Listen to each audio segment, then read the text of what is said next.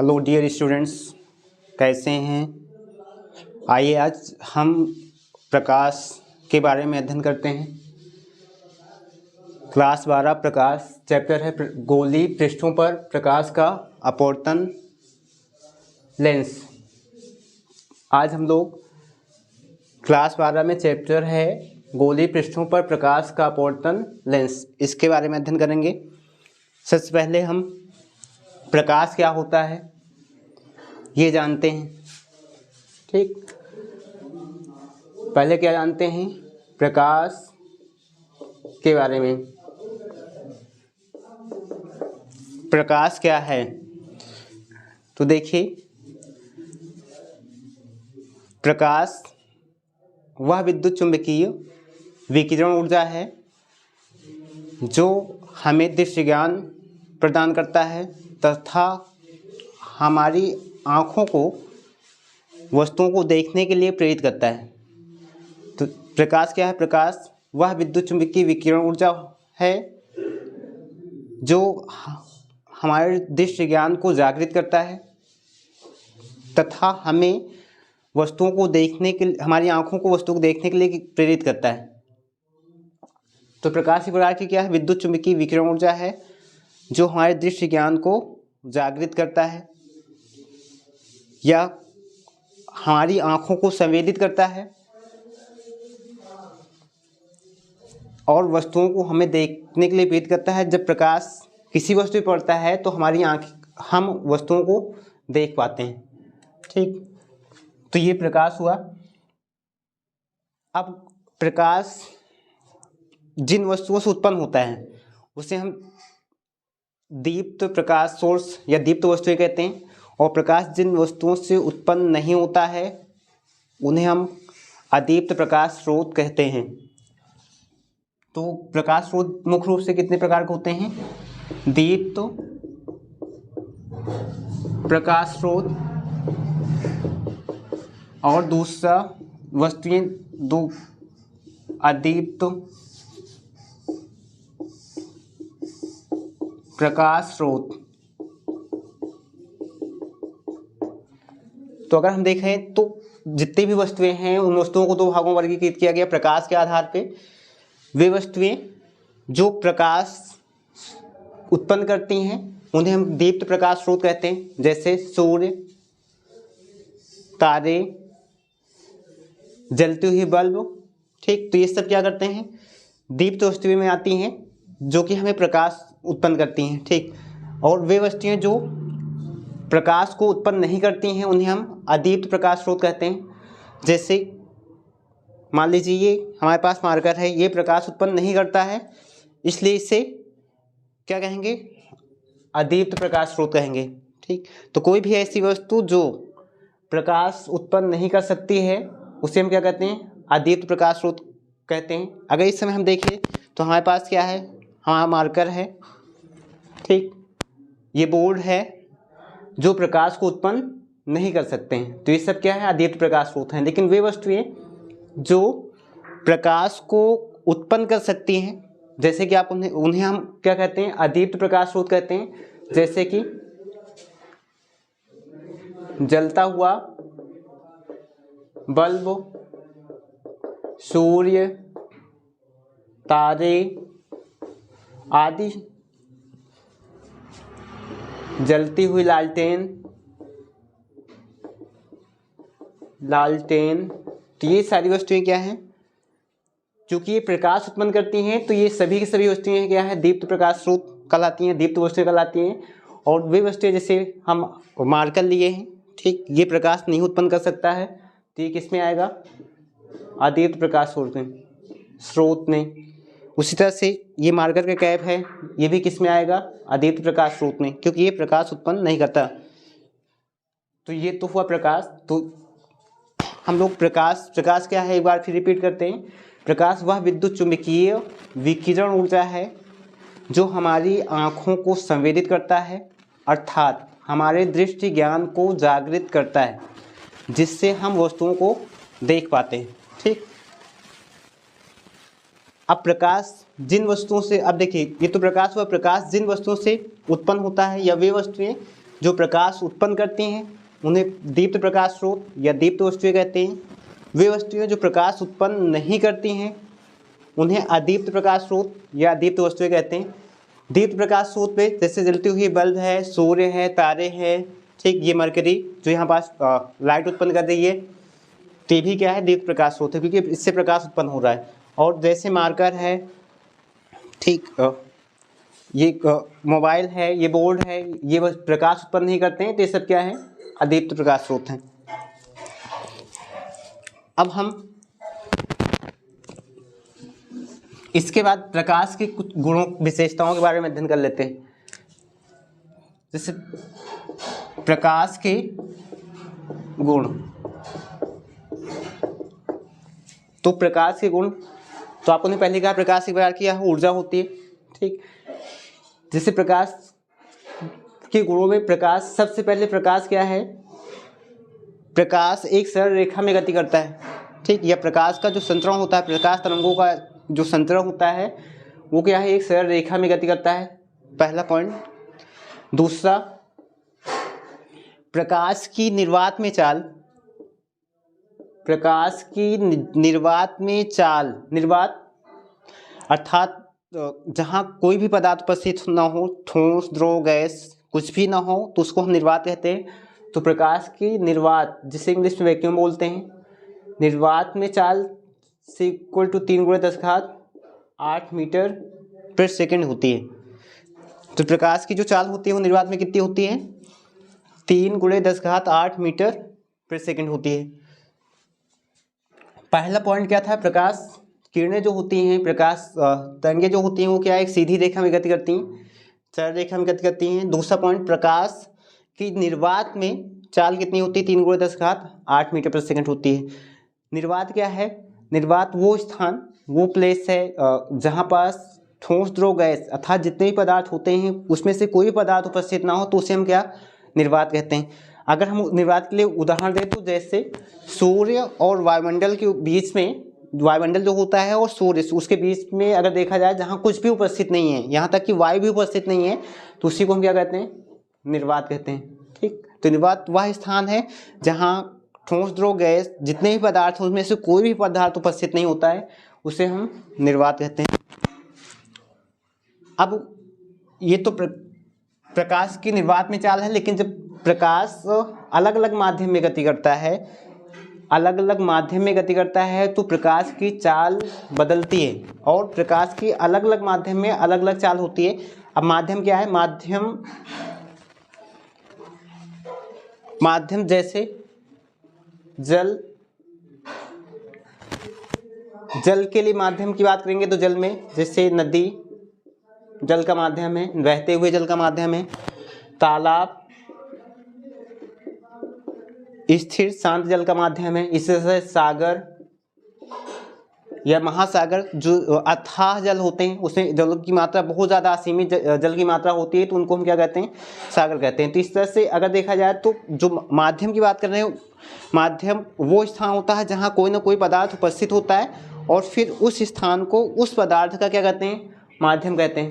जैसे कि आपको हमने एग्जाम्पल दिया, अगर जल की माध्यम की बात करते हैं कि जल का माध्यम, तो जल का माध्यम क्या हो सकता है, नदी हो सकता है, तालाब शांत जल का माध्यम हो सकता है, सागर या महासागर क्या है, जहाँ अपार जल होते हैं, तो ये भी किसके माध्यम में, जल के माध्यम है। तो आपको हमने क्या कहा कि प्रकाश की अलग अलग माध्यम में चाल क्या होती है, अलग अलग। इसका मतलब यह है प्रकाश की अलग अलग पदार्थों में चाल अलग होती है। जैसे प्रकाश निर्वात में है तो उसकी चाल इतनी होती है, लेकिन अगर प्रकाश को निर्वात से किस में आ जाए, जल में, तो इसकी चाल बदल जाएगी, और जल का अपूर्णांक अधिक होने के कारण निर्वात की अपेक्षा इसकी चाल क्या है, घट जाएगी। उसी तरह जैसे जल प्रकाश निर्वात से जल में या फिर कांच में चला जाए तब भी इसकी चाल बदलेगी, कांच का कोई माध्यम होगा तो। और कांच का अपूर्णांक जल के अपेक्षा अधिक होता है। जल का जो अपूर्णांक होता है वो 1.33 होता है, कांच का जो अपूर्णांक है 1.5 होता है लगभग में। तो इस स्थिति में जैसे जैसे हम प्रकाश को ऐसे माध्यम ले जाते हैं जिसका अपूर्णांक बढ़ता जाए, या फिर उसको दूसरी भाषा में कहते हैं उसकी सघनता बढ़ती जाए उसके अणुओं की, जैसे जल निर्वात में तो कोई पदार्थ ही नहीं होता, इसमें अणु होंगे ही नहीं, तो पूर्ण रूप से विरल होता है। लेकिन जब जल में जाते हैं तो जल के अणु निर्वात के अपेक्षा पास पास होते हैं, इसमें स्पेस कम होता है अणुओं के बीच में, इसलिए ये निर्वात की अपेक्षा सघन होगा। और जब हम कांच में चले जाएंगे तो कांच ठोस होता है, और ठोस जो पदार्थ होते हैं उनके अणु और समीप होते हैं, उनके बीच अंतराणुओं का आकर्षण बल बहुत अधिक होता है, इसलिए कांच क्या होगा, जल की अपेक्षा अधिक सघन होगा, और इसलिए इसका पूर्णांक भी क्या होगा, अधिक होगा। तो जब प्रकाश एक माध्यम से दूसरे माध्यम में जाता है तो उसकी चाल बदलती है, और जैसे जैसे प्रकाश विरल से सघन माध्यम की ओर जाता है उसकी चाल क्या है, घटती जाती है। तो पहला गुण यह प्रकाश एक सैर रेखा में गति करता है। दूसरा, प्रकाश की निर्वात चाल 3 × 10⁸ मीटर प्रति सेकंड होती है, जिसको हम इस बार से नोट करते हैं। तीसरा पॉइंट आपको बताया कि प्रकाश की भिन्न भिन्न माध्यमों में जो चाल होती है, इसमें भिन्न भिन्न माध्यमों में जो चाल होती है वो भिन्न भिन्न होती है, अलग अलग होती है। जैसे कि आपको हमने एग्जांपल दिया कि निर्वात में चाल इसकी 3 × 10⁸ मीटर है, लेकिन जब ये जल में आएगा तो इसकी चाल इससे और कम हो जाएगी, और यही जब कांच में जाएगी तो इसकी चाल इसके अपेक्षा और कम हो जाएगी। आगे हम इनके बारे में और अध्ययन करेंगे। तो ये 3 गुण हुए। चौथा, प्रकाश की भिन्न भिन्न माध्यमों में जिस प्रकार चाल बदलती है उसी तरह प्रकाश की भिन्न माध्यमों में तरंग दैर्ध्य भी भिन्न भिन्न होती है। प्रकाश की भिन्न भिन्न माध्यमों में जो तरंग दैर्ध्य वो भी क्या होती है, भिन्न भिन्न होती है। पांचवा पॉइंट, प्रकाश की आवृत्ति, जिसे हम न्यूज से नोट करते हैं। भिन्न भिन्न माध्यमों में प्रकाश की आवृत्ति नहीं बदलती, ठीक। तो क्या नहीं बदलता है, चाल बदलेगी, तरंग दैर्ध्य बदलेगी, लेकिन प्रकाश की आवृत्ति अलग अलग माध्यमों में नहीं बदलेगी। वो चाहे निर्वात में हो, जल में हो, या फिर कांच में हो, या फिर किसी और दूसरे पदार्थ में जाए तो उसकी आवृत्ति नहीं बदलती है। और इन तीनों में प्रकाश की चाल से आवृत्ति न्यू और तरंग दैर्ध्य में संबंध होता है, न्यू इक्वल टू c/λ। ये इसमें संबंध होता है। न्यू जो तरंग आवृत्ति है इसका मात्रक हर्ट्ज होता है, या फिर इसी को हम प्रति सेकंड लिखते हैं।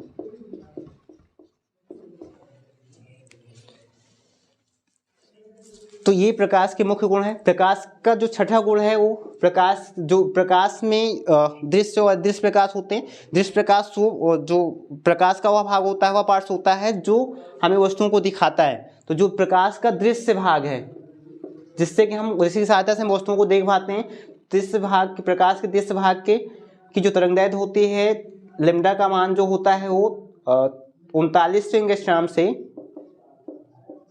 7800 एंगस्ट्रॉम के बीच होता है। एंगस्ट्रॉम क्या है, दूरी का मात्रक, और एक एंगस्ट्रॉम जो होता है वो बराबर होता है 10⁻10 मीटर के।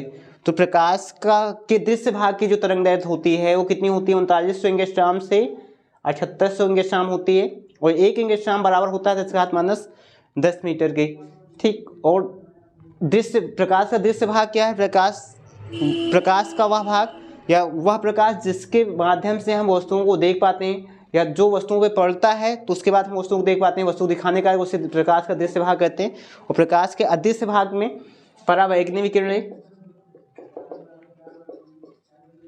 विकिरणें तथा अवरक्त विकिरणें आती हैं, जो हमें वस्तुओं को दिखाने का कार्य नहीं करती हैं, ठीक। तो ये अदृश्य भाग में आते हैं।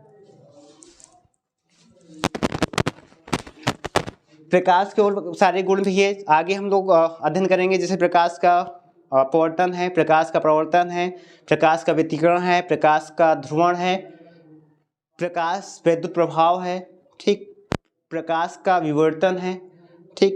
प्रकाश का काम्पटन प्रभाव है, ठीक। तो इस तरह से प्रकाश से संबंधित बहुत सारी घटनाएं हैं जिनका हम अध्ययन करेंगे आगे चल के। ये इसके कुछ गुण थे, ठीक। अब आइए हम लोग अपने चैप्टर पर, ये तो प्रकाश की बात हो गई।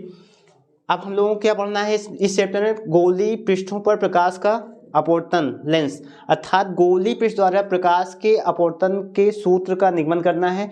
गोलीय पृष्ठ द्वारा जो प्रकाश का अपवर्तन का सूत्र होता है वो N2/V - N1/U = N2 - N1/R होता है, जिसमें से अगर देखा जाए तो N2 क्या है, गोलीय अपवर्तक जो पृष्ठ होता है उसका पूर्णांक होता है, ठीक। N1 क्या है, विरल माध्यम का पूर्णांक हुआ। V क्या है, गोलीय अपवर्तक पृष्ठ के ध्रुव से प्रतिबिंब जो बनता है उसकी दूरी है, यू क्या है गोलीय अपवर्तक पृष्ठ के ध्रुव से क्या है वस्तु की दूरी है, आर गोलीय अपवर्तक पृष्ठ की क्या होगी त्रिज्या होगी। तो हम लोग आज इस चैप्टर में सबसे पहले जो टॉपिक्स है गोलीय पृष्ठों द्वारा प्रकाश के अपवर्तन के सूत्र का निगमन, तो हम लोग इसका निगमन करेंगे इस फार्मूले को। इसी फार्मूले को हम इस तरह से लिख सकते हैं n/v minus 1/u equal to n minus 1/r।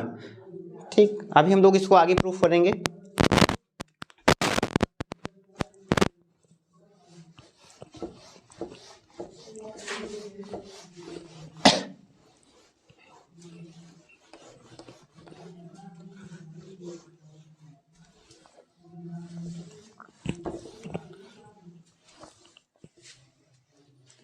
चलिए आते हैं हम लोग गोलीय पृष्ठों द्वारा अपवर्तन के सूत्र के निगमन से पहले ये जान लेते हैं गोलीय अपवर्तक पृष्ठ कितने प्रकार के होते हैं। तो अगर हम देखते हैं तो गोलीय जो अपवर्तक पृष्ठ हैं वो दो प्रकार के होंगे। अपवर्तक पृष्ठ क्या होता है, वो पृष्ठ जिससे प्रकाश होकर गुजरता है लेकिन अपने मार्ग से विचलित हो जाता है, तो ऐसे पृष्ठों को हम क्या कहते हैं अपवर्तक पृष्ठ कहते हैं। अपवर्तक पृष्ठ मुख्यतः पारदर्शी कांच के बने होते हैं। अगर हम बात करेंगे अपवर्तक पृष्ठों की तो ये दो प्रकार के होते हैं, एक गोलीय अवतल अपवर्तक पृष्ठ होता है। तो अवतल अपवर्तक पृष्ठ में क्या होता है कि जो पदार्थ होगा, पदार्थ का जो एक पार्ट्स होता है वो बीच में क्या होता है दबा हुआ होता है, ठीक, और इधर पदार्थ होता है, ठीक। गोलीय अपवर्तक पृष्ठ है कि पदार्थ है, कोई भी पदार्थ है जैसे मार्कर है, अगर इसकी इस वाले पार्ट में ये पूरा इधर पदार्थ है लेकिन इसको ऐसा कट किया जाए कि इसके अंदर इस तरह से दबा हुआ पृष्ठ दिखाई दे, तो ये अब गोलीय अवतल पृष्ठ होगा, ठीक। गोलीय अवतल अपवर्तक पृष्ठ कहलाता है। अवतल का मतलब होता है कि वह पृष्ठ जो बीच में क्या हो दबा हुआ हो। और गोलीय उत्तल पृष्ठ, तो देखिए गोलीय उत्तल अपवर्तक पृष्ठ होगा। उत्तल पृष्ठ में क्या होगा, किनारों पे ये दबा होता है और बीच में क्या होता है उभरा होता है। उभरा हुआ कोई भी पृष्ठ हो, ये तो कांच का बना हुआ है, गोलीय अपवर्तक पृष्ठ कहेंगे कि प्रकाश का अपवर्तन करेगा, लेकिन इसके बावजूद कोई भी पृष्ठ हो जो बीच में उभरा हुआ होता है वो उत्तल कहलाता है, ठीक। और जो बीच में दबा हुआ होता है वो क्या कहलाता है अवतल। अवतल। तो इस तरह से अगर देखा जाए तो गोलीय जो अपवर्तक पृष्ठ हैं वो मुख्य रूप से दो प्रकार के हुए। गोलीय अवतल पृष्ठ किसी भी कांच का कटा हुआ वो भाग जो बीच में दबा हुआ होता है वो गोलीय अवतल पृष्ठ कहलाता है। और किसी भी कांच के किसी भी पार्ट्स का कोई पृष्ठ जो बीच में उभरा हुआ होता है, किनारे पे क्या हुआ होता है दबा होता है, वो क्या कहलाता है गोलीय अवतल पृष्ठ कहलाता है। तो ये गोलीय अवतल पृष्ठ है जो बीच में दबा होता है, और जो बीच में उभरा होता है वो क्या है उत्तल पृष्ठ। इसके अतिरिक्त भी कोई भी पृष्ठ हो जो बीच में उभरा होगा वो क्या कहलाएगा उत्तल पृष्ठ, हो तो बीच में दबा होता है क्या कहलाएगा अवतल। हम लोग सबसे पहले गोलीय अवतल पृष्ठ के द्वारा प्रकाश के अपवर्तन के सूत्र का निगमन करेंगे।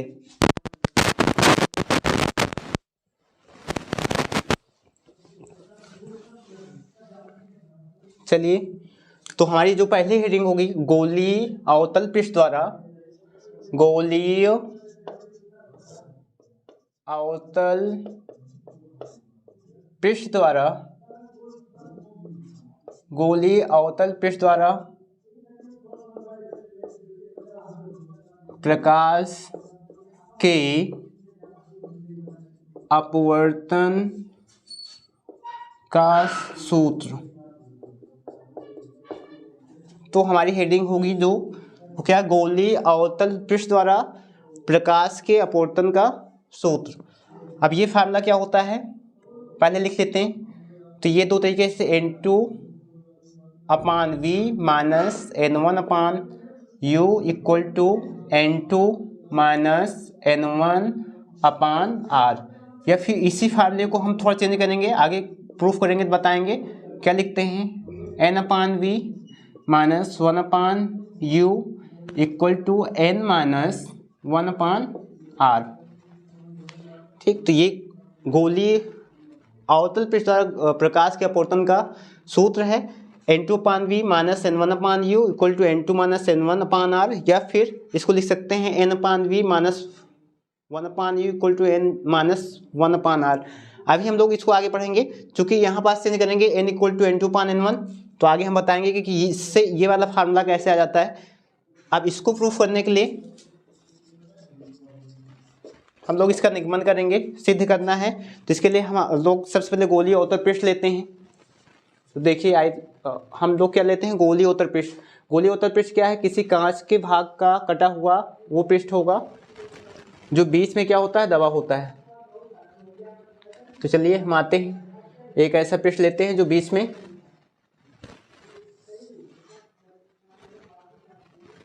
तो ये क्या है, गोलीय अवतल पृष्ठ है जो कि पारदर्शी कांच का बना हुआ है। इस तरह देखिए, डायरेक्टेड इसको इस तरह से कर रहे हैं ताकि ये आपको समझ में आए कि ये वाला पार्ट क्या है, कांच का ही पूरा बना रहता है।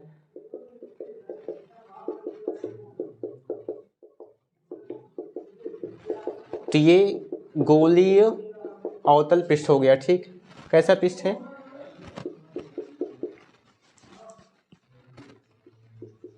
गोलीय अवतल पृष्ठ। इधर देखिए ये किसका बना हुआ है, कांच का। अब देखिए, अगर इधर हम कांच लेके चलते हैं, ये पूरा भाग है, मान लेते हैं इधर कोई और दूसरा माध्यम कहीं रखा होगा, जहां भी रखा होगा वायु होगी। अगर वायु है तो इधर का जो भाग है ये क्या होगा, वायु होगा। तो देखिए यहाँ पर दो माध्यम हो गए, एक तो वायु हो गया जिसमें ये रखा हुआ है, दूसरा एक कांच का बना हुआ है, तो दो माध्यम हुए। अब अगर हम बात करते हैं इसमें विरल माध्यम कौन है, सघन है, तो विरल कौन होगा, क्योंकि वायु क्या है, कांच के अपेक्षा इसके अणु बहुत दूर दूर पाए जाते हैं। तो वायु कैसा माध्यम होगा हमारा, विरल माध्यम। वायु कैसा माध्यम होगा, विरल। और जो कांच है वो कैसा माध्यम होगा, सघन माध्यम। तो कांच हमारा क्या है, सघन माध्यम। अब ये कैसे विरल और सघन हम डिसाइड करेंगे, जब हम पदार्थ की 3 अवस्थाएं ठोस, द्रव और गैस होती है। अगर देखें तो गैस के अणु बहुत दूर पाए जाते हैं, हम वायु में चल सकते हैं, तो वायु क्या हुआ, विरल माध्यम हुआ। लेकिन अगर हम कांच के अंदर जाना चाहे नहीं जा सकते, क्योंकि इसके अणु क्या है, बहुत समीप आ जाते हैं, घने हुए होते हैं, एकदम पास पास। तो इसलिए क्या है, सघन माध्यम का कार्य करेगा और ये विरल माध्यम का कार्य करेगा। अब जैसे यहाँ पास देखिए, इसमें लिखा है N1, तो N1 क्या है, जो विरल माध्यम है उसका पूर्णांक होता है। N1 क्या है, विरल माध्यम का पूर्णांक होता है। और इसमें देखिए फार्मूले में क्या है, N2। N2 क्या है, जो सघन माध्यम है उसका पूर्णांक होता है। तो N2 क्या है, पूर्णांक है सघन माध्यम का, इसको निरपेक्ष पूर्णांक कहेंगे। N1 विरल माध्यम का पूर्णांक हो गया और N2 क्या है, सघन माध्यम का पूर्णांक हो गया।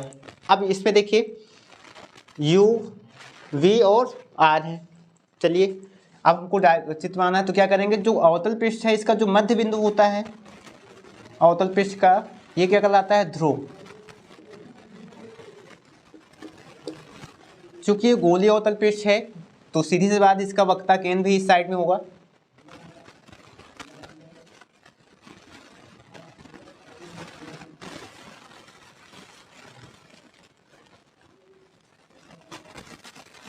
तो यहां पास कहीं इसका वक्रता केंद्र होगा।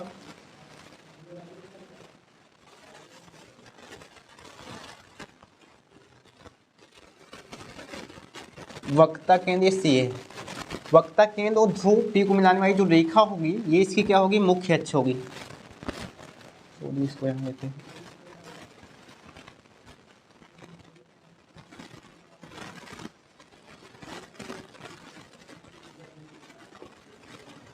ये वायु होगा, उसको मिटाए थे। वायु क्या है, कैसा माध्यम है,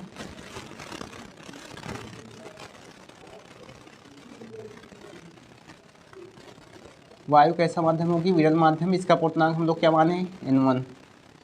चलिए देखिए, अगर ये गोली जो अपवर्तक पृष्ठ होगा, अवतल पृष्ठ है, तो इसका जो मध्य बिंदु है वो क्या कहलाता है, ध्रुव होगा। इसको P से नोट करेंगे, P फॉर पोल।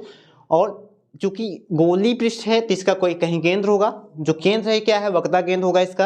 अब हम क्या करते हैं, कोई वस्तु लेते हैं, तो एक बिंदु वस्तु लेते हैं हम यहाँ पास।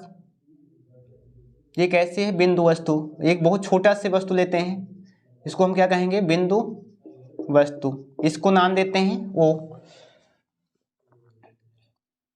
जिसका प्रतिबिंब हमको बनाना है। अब देखिए इसमें सबसे बड़ी चीज हमको समझना है, जो वक्रता केंद्र है, ये क्या है, वक्रता केंद्र।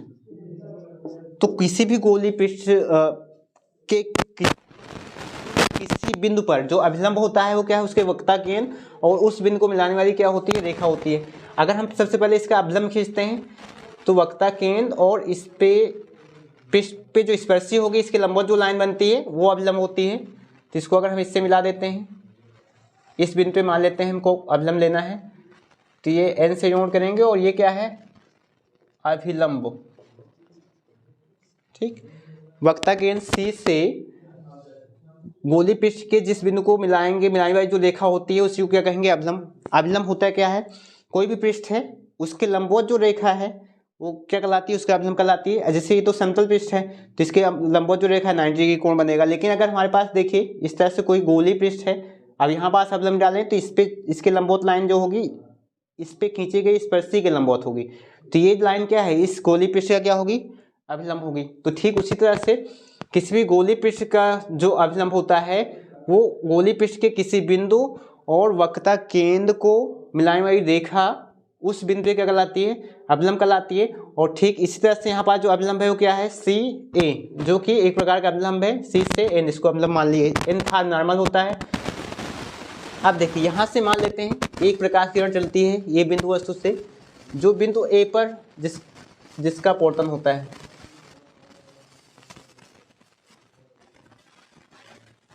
तो हम क्या, क्योंकि यहाँ वस्तु है तो वस्तु से बहुत सारी प्रकाश किरणें चलेंगी, लेकिन हम यहाँ एक ही प्रकाश किरण लेके चलते हैं ओ ए। जब ये ए पे पड़ेगी, क्योंकि ये पारदर्शी होता है तो प्रकाश कांच के अंदर प्रवेश करेगा, और जैसे इसके अंदर प्रवेश करेगा तो क्या करता है, इस पृष्ठ पे पड़ने के बाद इसका विचलन होता है, अपने मान से विचलित होगा। लेकिन ये विरल से सघन में जा रहा है, विरल से जब प्रकाश सघन में जाता है तो प्रकाश का अपवर्तन के नियम के अनुसार वो क्या है, झुकता है। तो ये थोड़ा से ऊपर की ओर क्या होगा,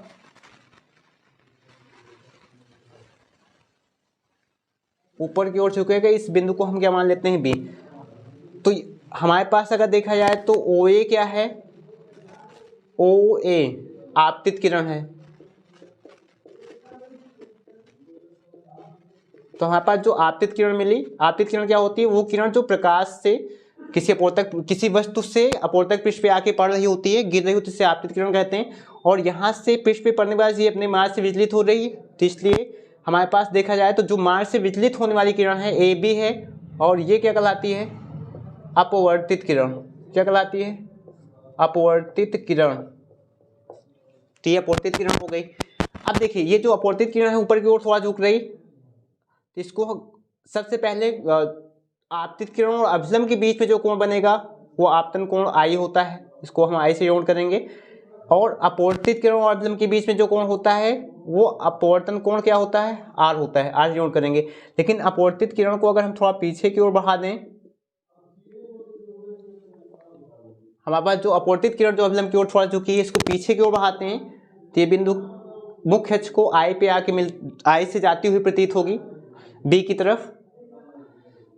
तो ये बिंदु वस्तु का आभासी प्रतिबिंब होगा। ठीक, कैसा प्रतिबिंब होगा, आभासी बिंदु प्रतिबिंब होगा। ठीक, इस तरह देखिए बिंदु ओ का जो प्रतिबिंब है कहाँ मिला हमको, आई पे मिल गया। ठीक, आपतन कोण हमको कहाँ, आपतन कोण जो है वो क्या मिला, ओ ए सी। आपतन कोण क्या होता है, आपतित किरण और अभिलंब के बीच जो कोण बनता है उसे क्या कहते हैं, आपतन कोण कहते हैं। और जो हमको अपवर्तन कोण मिला है आर, वो क्या है, एन ए बी। ये क्या होता है, अपवर्तित किरण और अभिलंब के बीच बना कोण होता है। ठीक, अगर हम ध्यान से देखेंगे तो ये जो दोनों किरणें हैं सी एन आई बी, ये आर बन रहा है और इन पीछे की ओर बढ़ाया गया तो यहाँ पास से सभी में कोण बनेगा। तो ये अगर ये वाला कोण आर है तो ये भी क्या होगा, आर होगा, दोनों बराबर होंगे। शीर्षक में कोण क्या होते हैं, जब दो रेखाएं एक दूसरे को इस तरह से छेद करती हैं तो उनके जो सम्मुख कोण होते हैं, अगर ये आर है तो फिर ये भी आर होगा, ये शीर्षक में कोण है। उसी तरह अगर ये अल्फा है तो ये भी क्या होगा, अल्फा होगा, क्योंकि ये सम्मुख कोण है। इन्हीं को हम क्या कहते हैं, शीर्षक। उसी तरह से देखिए आर शीर्षक होगा ये वाला कोण, तो आर इक्वल ये आर हो जाएगा। ठीक, अब देखिए इसमें हमको प्रूफ करना है, ए से एक अभिलंब डालेंगे हम मुख्य अक्ष पे, जो हमारी मुख्य अक्ष है, ये मुख्य अक्ष है, इस पे अभिलंब डालेंगे। मान लेते हैं ये अभिलंब जो है यहाँ पास एम है, तो ये डायग्राम बन गया। अब देखिए वस्तु की दूरी को हम किससे नोट करते हैं, यू से नोट करते हैं। कहाँ से लेंगे, ध्रुव पी से, इसको हम एन से भी जान सकते हैं। तो यू जो है वो बिंदु ओ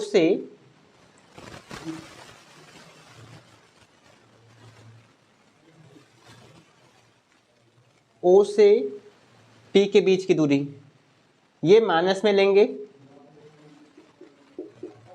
फिर देखिए पी से आई के बीच की दूरी वी, ये भी माइनस में लेंगे, ये आई से पी के बीच की दूरी।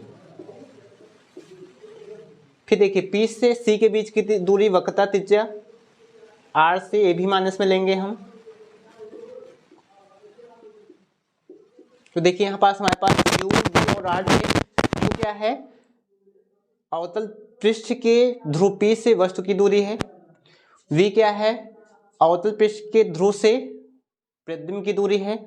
और आर जो है वो क्या है, ध्रुव से वक्रता केंद्र की दूरी है, जिसे हम वक्रता त्रिज्या कहते हैं। इस तरह से दूरी। अब देखिए सबसे जो इम्पोर्टेंट पॉइंट वो ये है कि यहाँ पास जो माइनस में हमने दूरियां क्यों ली, तो उसका रीजन है कि प्रकाश किरणों के ध्रुव अवतल पृष्ठ के ध्रुव पी से प्रकाश किरणों के विपरीत दिशा में जो ली गई दूरी होती है, जैसे यहाँ से हम दूरी ले रहे हैं और ये किरणें क्या है ओ से पी की ओर आ रही हैं, जबकि हम दूरी क्या है पी से ओ की ओर ले रहे हैं। तो विपरीत दिशा में होने के कारण प्रकाश किरणों के विपरीत दिशा में जो भी दूरी लेते हैं वो क्या है, चिन्ह परिपाटी के अनुसार वो माइनस चिन्ह के साथ आती हैं, ली जाती हैं। इसलिए हम इन तीनों दूरियों को क्या है माइनस लेंगे, और तीनों दूरियों ध्रुव पी से आपतित जो प्रकाश किरण है उसके विपरीत दिशा में ली गई है, इसलिए तीनों को हम माइनस में लेकर चलेंगे। ठीक, और यहाँ से जो हमने अभिलंब एम डाला है इसको मान लेते हैं ये स्मॉल एच है इसकी लंबाई। तो ये पूरा जो चित्र था वो बन के तैयार हो गया है। अब इसकी सहायता से हमको ये फार्मूला प्रूव करना है। चलिए इसमें से मान लेते हैं वस्तु मुख्य अक्ष और वस्तु आपतित किरण के बीच में बना जो कोण है अल्फा है, ये बीटा है, और ये कोण क्या है, गामा है। चलिए अब यहाँ पास सबसे पहले हम त्रिभुज लेते हैं ओ ए सी, त्रिभुज ओ ए सी में अगर हम इस त्रिभुज में जाते हैं तो ध्यान से देखेंगे ये त्रिभुज देखिए इस तरह से बन रहा है, ऐसे बना हुआ है। यहाँ पास कोण अल्फा है, यहाँ पास कोण गामा है। अगर हम देखेंगे तो गामा जो कोण है इस त्रिभुज के बाहर बन रहा है किसी एक शीर्ष पे, और जब कोई कोण त्रिभुज के बाहर किसी एक शीर्ष पे बनता है किसी एक भुजा को आगे वो बढ़ाने पर, तो उसको हम बहिष्कोण कहते हैं। कैसा कोण कहते हैं, बहिष्कोण। और बहिष्कोण जो होता है वो त्रिभुज के जिस शीर्ष में उस कोण को आंतरिक कोण को छोड़कर दो अन्य जो कोण होते हैं उनके योग की क्या होता है, बराबर होता है। तो ये जो गामा है इस वाले कोण और इसके बराबर होगा, और इस कोण को हम लोगों ने यहाँ पास क्या माना है, आई माना है। तो इस तरह से इस त्रिभुज में जो गामा है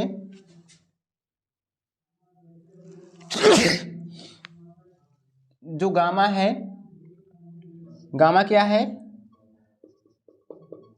बहिष्कोण है, और गामा इस त्रिभुज का बहिष्कोण है। इसलिए गामा इस परिभाषा के अनुसार जो बहिष्कोण होता है उस त्रिभुज के जिस शीर्ष से बनता है उस आंतरिक कोण को छोड़कर अन्य दूर स्थित दोनों कोणों के योग के क्या होता है, बराबर। इस तरह से देखा जाए तो गामा बराबर होगा आई प्लस अल्फा के। इस तरह से गामा इक्वल टू क्या हो जाएगा, आई प्लस अल्फा। यहाँ से हमको आई का मान चाहिए, आई का निकाले अल्फा को इधर लाएंगे तो आई इक्वल टू हमको मिल जाएगा गामा माइनस अल्फा। ये क्वेश्चन नंबर 1 हो जाएगा। ठीक इसी तरह से देखिए हमारे पास एक कोण है आई ए सी, सॉरी त्रिभुज है आई ए सी। अब हम लोग किस में आते हैं, त्रिभुज आई ए सी में। तो इसमें ध्यान से देखेंगे तो गामा इसका भी बहिष कोण है। तो गामा क्या है? बहिष कोण है। इसलिए गामा जहां बना है, बिंदु सी बना है, इसके आंतरिक कोण को छोड़ेंगे तो इस त्रिभुज में जो कोण दो हैं आर है और यहाँ पास क्या है? बीटा है। तो गामा बराबर क्या हो जाएगा? Beta plus R. इस तरह से गामा इक्वल टू क्या लिखेंगे हम? Beta plus R. यहाँ से हमको आर का मान चाहिए, इसलिए बीटा को इधर लाएंगे तो माइनस में हो जाएगा। तो आर इज इक्वल टू हमको क्या मिलेगा? Gamma minus beta. ये क्वेश्चन नंबर 2। अब चूंकि यहाँ पास प्रकाश का अपवर्तन हुआ है तो प्रकाश के अपवर्तन के दो नियम होते हैं, ठीक। एक स्नेल का नियम है। स्नेल का नियम ये कहता है कि आपतन कोण की ज्या और अपवर्तन कोण की ज्या का जो अनुपात होता है वो नियतांक होता है, ठीक।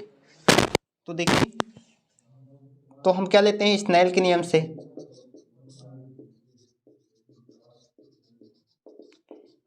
स्नेल के नियम से आपतन कोण की ज्या यानी साइन आई, और हमारे पास जो अपवर्तन कोण है क्या? वहाँ आर है। साइन आर का अनुपात क्या होता है? नियतांक। और इस नियतांक को हम क्या लिखते हैं? पहले माध्यम के सापेक्ष दूसरे का अपवर्तनांक, यानी प्रकाश किरण विरल से सघन में जा रही है तो n1 के सापेक्ष n2 का अपवर्तनांक होगा। इसको 1 n2 से जोड़ करते हैं, और 1 n2 जो होता है इसी को हम क्या लिखते हैं? n2/n1। 1 n2 को हम क्या लिखते हैं? n2/n1। तो इस तरह sine I upon sine R equal to n2/n1। लेकिन अगर हम ध्यान से देखेंगे तो ये जो अल्फा बीटा और गामा है, प्रकाश किरणें होती हैं, यहाँ से बहुत सारी प्रकाश किरणें चलेंगी तो ये और छोटे कोण से इस पे जाके पड़ेंगी, बिंदु ये और समीप हो सकता है। इस स्थिति में अल्फा बीटा और गामा ये बहुत अति सूक्ष्म कोण होंगे, इसलिए क्या लिखेंगे? चूंकि अल्फा बीटा व गामा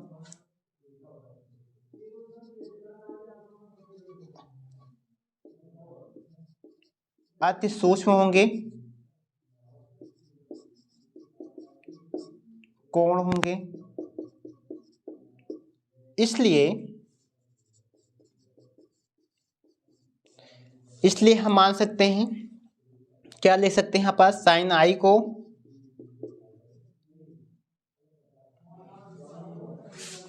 आई लिख सकते हैं, साइन आर को लगभग में आर ले सकते हैं, और इसको यहाँ रख देंगे।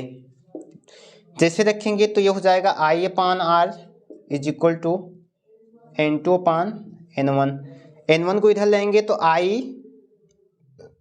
n1 इक्वल टू हो जाएगा R/n2। और हम अगर समीकरण 1 और 2 से देखें तो इनके मान रख सकते हैं।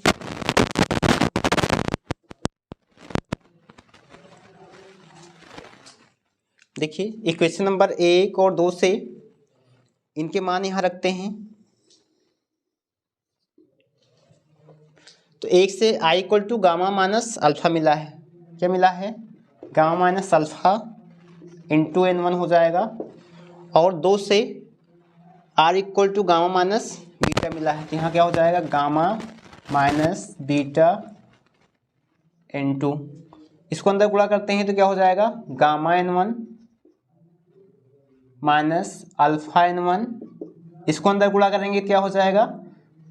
Gamma n2 minus beta n2। Gamma वाले पद को एक तरफ लेते हैं, इसको इधर लाते हैं तो बीटा ये माइनस में इधर आएगा तो plus beta n2 minus alpha n1। इसको इधर ले जाएंगे तो gamma n2 minus gamma n1 हो जाएगा। Beta n2 alpha n1, gamma इसमें कॉमन है, कॉमन करते हैं तो n2 माइनस n1। ये क्या हो जाएगा? समीकरण 3। हम लोग यहाँ पास जो मान रखे हैं वो कहाँ से रखे? यहाँ जो मान हम लोगों ने रखा है वो समीकरण 1 और 2 से, तो यहाँ लिख सकते हैं समीकरण 1 व 2 से। ठीक, देखिए ये चित्र का पार्ट्स है, इसको ऐसे अलग कर देते हैं ताकि आपको समझ में आए। इधर देखिए इस तरह से समीकरण 3 हो जाएगा। हमको प्रूफ क्या करना है, यू वी और आर के पद में इसको लाना है। तो सबसे पहले हम यहाँ पास से N1 N2 तो है हमारे पास, क्या हटाना होगा, बीटा अल्फा और गामा। तो चलिए हम बीटा अल्फा और गामा के मान निकालते हैं। अगर हम ध्यान से देखेंगे तो अल्फा निकालते हैं पहले, तो ये हमारे पास समकोण त्रिभुज है ओ ए एम,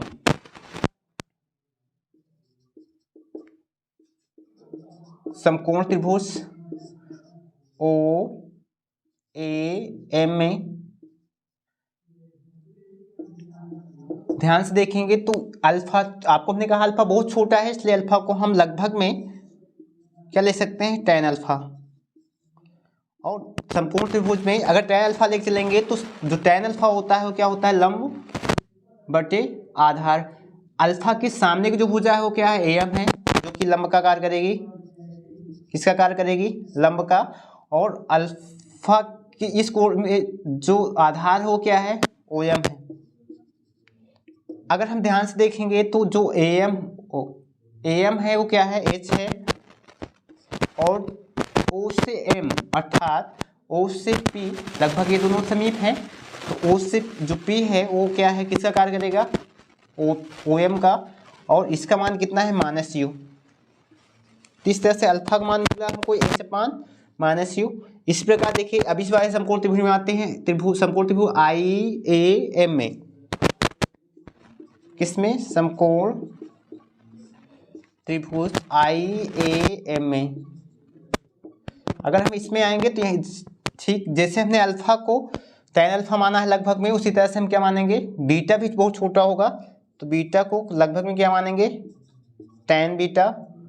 और बीटा के सामने की जो भुजा है वो एम ही है, जो लंब भुजा है। और जो आधार होगा क्या होगा, आई पी। चित्र से अगर देखेंगे तो एम तो एच ही है, और आई पी यानी आई एम के बराबर होगा लगभग में, और ये माइनस वी माना गया है। इस तरह से हमको बीटा का मान मिलेगा। ठीक इसी तरह से अब हमको किस में निकालना है, गामा का मान। अब समकोण त्रिभुज कौन सा लेते हैं हम लोग, त्रिभुज सी ए एम में।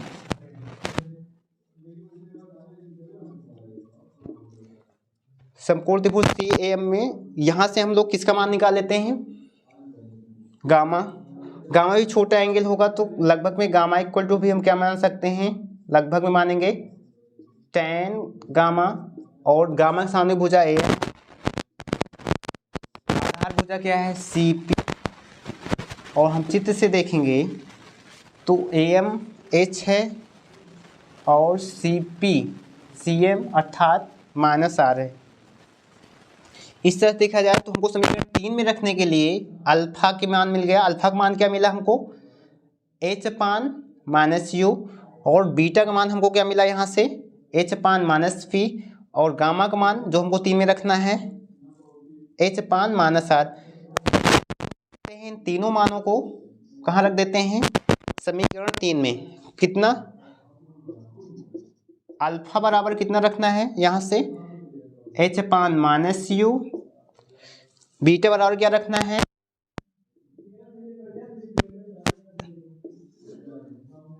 बीटा बराबर क्या रखना है, एच अपान माइनस वी, जो हम लोग निकाल चुके हैं, यहां से रखना है। और क्या रखना है, एच अपान माइनस आर। कहाँ रखना है, समीकरण 3 में। चलिए रखते हैं हम लोग समीकरण 3 में। तो बीटा की वैल्यू क्या है, H upon minus V N two minus alpha की वैल्यू क्या है, H upon minus U N one. Gamma की वैल्यू क्या है, H upon minus R N two minus N one है। इसमें देखेंगे एच कामन है, यहाँ माइनस कामन है, माइनस एच को हम कामन कर लेते हैं। देखिए माइनस के साथ चला जाएगा तो यहाँ एन टू अपान वी बचेगा, माइनस कामन कर रहे हैं तो यहाँ माइनस बचेगा। और ये क्या हो जाएगा, N one upon U, minus H से पहले कामन है, N two minus N one upon R. ये इससे क्या होगा, कैंसिल हो जाएगा। तो इस तरह से हमको फार्मूला जो मिलेगा N2/V minus N1/U equal to N2 minus N1/R, जो कि हमको लाना था। देखिए यहाँ से ही लाना था, ये प्रूफ हुआ।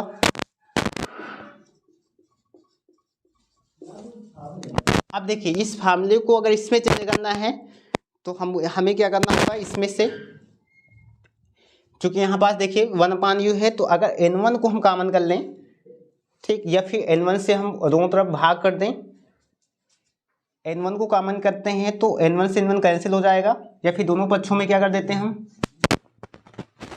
N1 से भाग कर देते हैं। जैसे भाग करेंगे तो N2/N1V हो जाएगा, माइनस यहाँ N1 से N1 कट जाएगा, 1/U हो जाएगा, और यहाँ N2/N1 हो जाएगा, माइनस ही 1 हो जाएगा, और बटे में क्या R। अब देखिए N2/N1 है, इसी को हम क्या लिखते हैं, N2/N1 आपको हमने यहाँ पर जैसे बताया था 1N2, यानी पहले माध्यम के सापेक्ष, ये पहला माध्यम दूसरा पूर्णांक, और इसी को हम क्या लिखते हैं N। इसका मतलब ये हुआ कि N2/N1 के स्थान पे क्या रख सकते हैं हम N, और जैसे रखेंगे तो ये हो जाएगा N/V 1/U, फिर यहाँ भी N हो जाएगा तो N-1/R। तो इस तरह से जैसे हमको ये वाला फार्मूला मिलेगा, इसमें हम क्या करेंगे, दोनों पक्षों में N1 से भाग करेंगे तो यहाँ पास N2/N1 होगा, यहाँ से N1 कट जाएगा, 1/U बचेगा माइनस में, यहाँ N2/N1 होगा, और यहाँ क्या बचेगा -1, और हमारे पास क्या होता है N2/N1 1N2, पहले के सापेक्ष दूसरे पूर्णांक, या इसी को हम क्या लिखते हैं N। तो यहाँ जैसे हम रखेंगे 10/V minus 1/U equal to N-1/R। इस तरह से आपको मिल जाएगा दूसरा वाला। अब आज की क्लास हम लोगों की यहीं तक, ठीक, ये प्रूफ हुआ। बंद कर दो।